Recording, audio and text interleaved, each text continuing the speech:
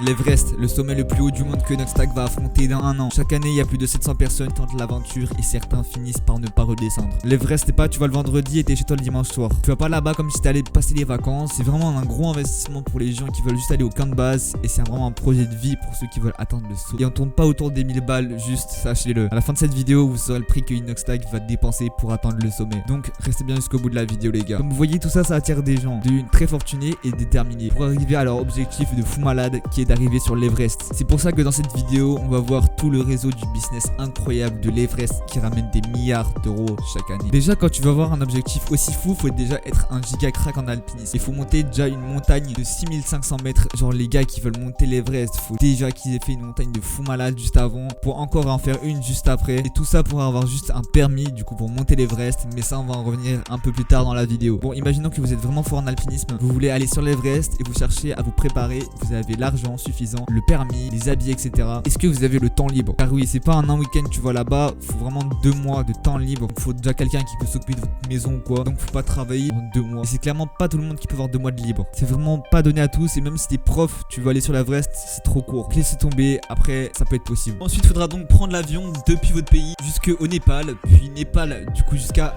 Lukla. Ensuite, c'est la piste d'atterrissage la plus petite au monde. Donc c'est la piste du coup de Lukla. Piste est très dangereuse, il y a beaucoup d'accidents. Le dernier date de 2019 et malheureusement c'est pas le genre d'accident qui passe plutôt bien car malheureusement 3 personnes sont mortes. Alors pourquoi déjà les gens vont en avion là-bas? Tout simplement pour éviter 5 jours de marche et une journée de bus. Et elle est quand même à 2900 mètres. Moi pour vous dire, dans ma vie, plus haut que j'ai été, ça devait être à genre à 2200 mètres environ. Cette piste, il y a quand même 80 avions par jour qui atterrissent là-bas. Et le prix d'un vol là-bas, c'est autour des 800 euros. On va aussi prendre en compte tout ce qui est hôtel qui est payé par la compagnie qui va vous suivre tout au long de votre parcours. Et du coup ça prend en compte aussi les hôtels. Et en vrai ça a beau être un hôtel, mais là-bas les hôtels, que dalle, ça tourne autour des 15 euros. Avant dans la vidéo je vous ai dit qu'il fallait un permis pour avoir le droit d'aller sur l'Everest. Un permis que du coup Noxtag devra avoir. Pour l'avoir, il doit monter une montagne de plus de 6500 mètres. Alors déjà faut un guide qualifié. Et j'imagine bien le guide raconter à ses enfants que genre dans sa vie il a monté 20 fois l'Everest. En tout cas l'Everest c'est vraiment dur, faut avoir un matériel de fou malade. Alors là j'étais en train d'écrire la liste, mais en fait il y a tellement de trucs que genre ça prendrait genre 2 minutes à tout dire vraiment. Il faut plein de trucs. D'ailleurs faut genre des gants extrêmement protecteurs, extrêmement chauds, un pot de mouton, la paume en cuir. Et vas-y laisse tomber gros,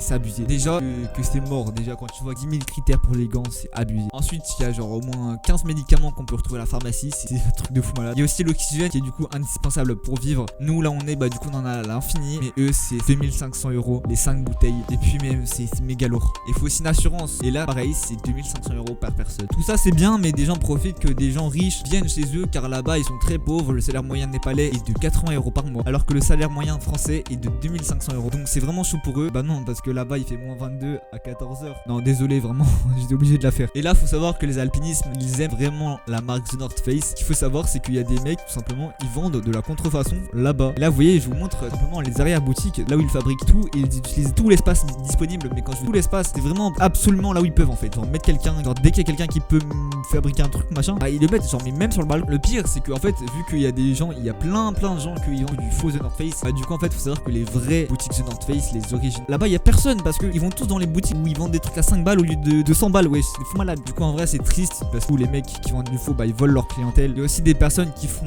de l'Everest leur business. Par exemple les gens qui proposent de faire un tour en avion autour de l'Everest pour 160 euros, sachant que c'est 2 fois le salaire moyen, pendant que des porteurs font bien plus pour 300 euros par mois. C'est abusé. En gros le rôle des porteurs c'est de porter les affaires des gens qui montent l'Everest. Donc en gros le mec il monte l'Everest avec je sais pas combien de kilos sur le dos, genre c'est fou malade. Sachez qu'ils sont vraiment forts pour porter toutes les bouteilles d'oxygène. Mais c'est des fous malades en fait. Ils portent absolument tout. C'est vraiment des hunters à l'état pur. C'est la représentation de Giga Chad. Tu fais un 1 vs 40 contre tous les mecs là, il les broie avec les bouts des doigts. Ils risquent de mourir toutes les 4,27 secondes. Plus sérieusement les gars, faut vraiment être courageux pour chaque jour porter 60 kilos. Car oui leur sac en fait, ce qu'ils portent ça fait 60 kilos. Pour moins 20 degrés. Alors qu'à côté tu dois monter l'Everest. Bon aussi faut savoir quand même qu'ils font 6 fois le salaire moyen népalais. Pour comparer c'est comme si nous en France tu gagnais 15 000 euros par mois. Donc vraiment limite tu gagnes mieux qu'un docteur en fait. Et pour nous bah en fait c'est énorme. 15 000 euros tu dis ça comme ça, mais pour eux en fait c'est comme bah en fait ils gagnent 300 euros. Genre vraiment pour nous 300 euros c'est que dalle, mais pour eux c'est vraiment énorme. C'est là où on se rend compte de la pauvreté dans le monde, que les égalités en fait c'est vraiment abusé. Genre s'ils viennent en France avec 300 euros ils peuvent s'acheter genre 68 kebabs et un t-shirt Young